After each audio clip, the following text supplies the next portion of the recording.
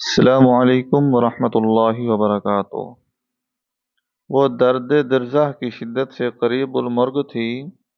وہ ذہنی طور پر ایسے حالات کا سامنا کرنے کے لیے تیار تھی کیونکہ اسے پہلے ہی بتا دیا گیا تھا، اب کی بار بے شک مر جانا مگر بیٹی پیدا نہ کرنا۔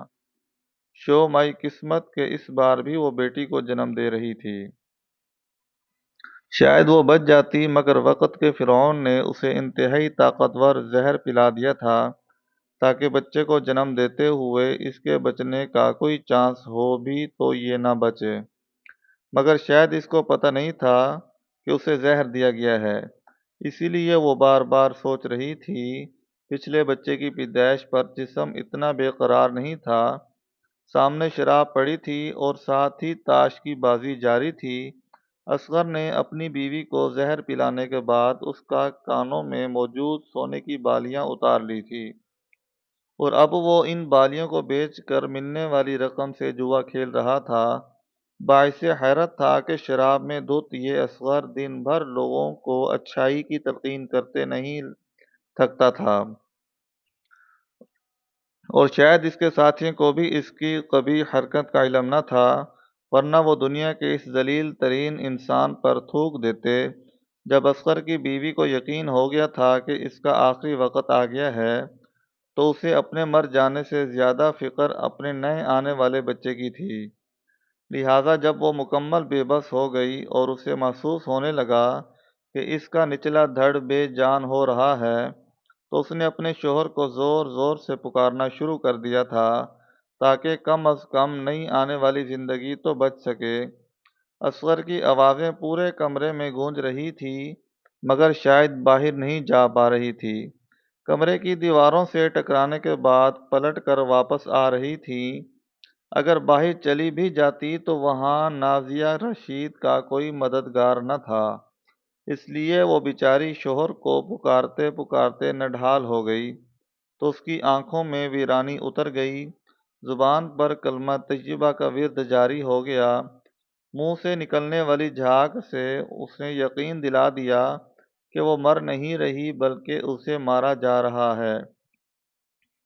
اس پتہ چل گیا کہ اس دنیا میں آنے والا بچہ آنے سے پہلے ہی زہر کے اثر سے مر چکا ہے۔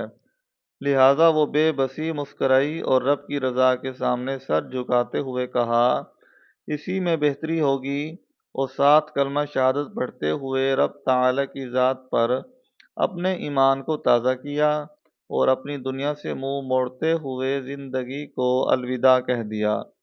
اب کمرے میں پڑے مردہ وجود کے اندر بھی ایک مردہ وجود منتظر پڑا تھا جسے پیٹ کے اندھیرے سے نکال کر کمرے کے اندھیرے میں ڈال دیا جاتا۔ ساری رات شراب پینے کے بعد صبح سورج نکلتے وقت اصغر گھر پہنچا تھا اور پہنچتے ہی بستر پر ڈھیر ہو گیا۔ جب سپہر 3 بجے اٹھا تو شراب کا نشہ اتر چکا تھا۔ اسے اپنی بیوی کی یاد آئی تو اس کی حالت دیکھنے کا پہنچا، اور کمرہ کھول کر اندر داخل ہوا تو بیوی کو مردہ حالت میں پایا۔ بجائے افسوس کے اسے خوشی ہوئی تھی، مگر محلے کی ہمدردی بٹورنے کے لیے اس نے مگر کچھ آنسو بہانا شروع کر دیے تھے۔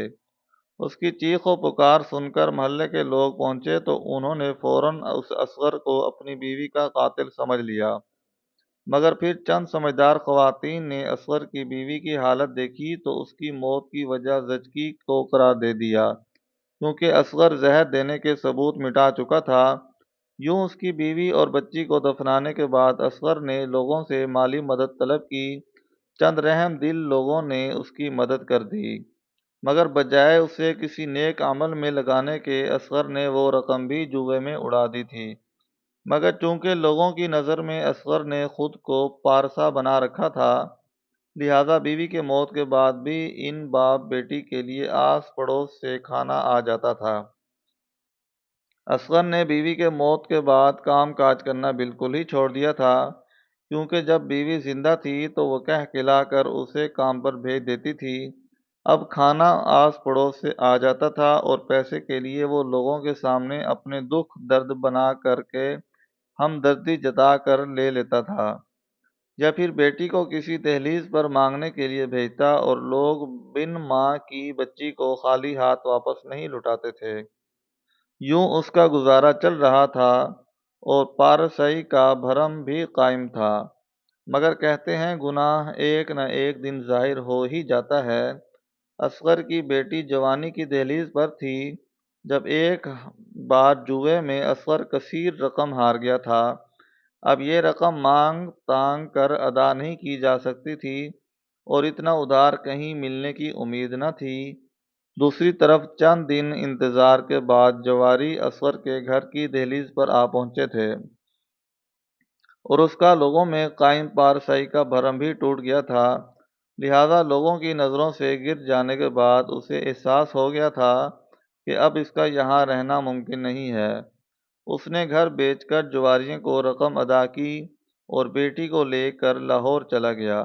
وہاں جا کر کرائے کا گھر لے لیا، مگر عادات اب بھی نہ بدلیں اور بچی کچی رقم بھی جوئے میں اتار رہا تھا۔ یہاں تک کہ کچھ ہی عرصے میں وہ رقم بھی ختم ہو گئی اور اب کی بار اس نے جوئے میں اپنی بیٹی کو ہار دیا۔ کھیل ہارتے ہی جواری اس کی بیٹی کو لینے اس کے گھر پہنچ چکے تھے۔